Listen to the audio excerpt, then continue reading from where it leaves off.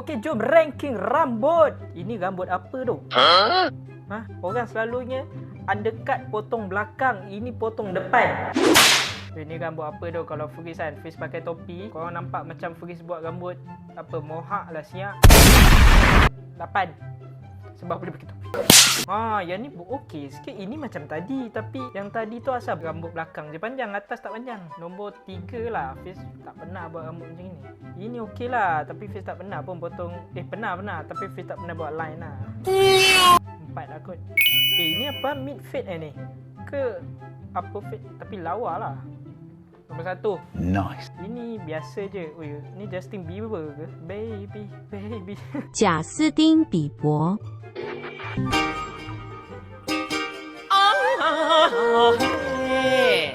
Tapi ni macam bukan potong rambut lah, Mat. Ini macam botak, lepas tu rambut dia tumbuh balik.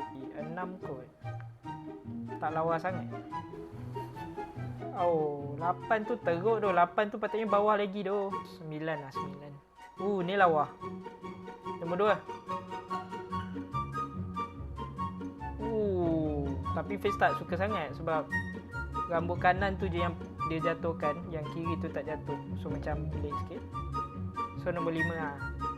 Sama je style dia. Tolong bagi teruk. Boleh lah. Tak adalah pelik sangat pun.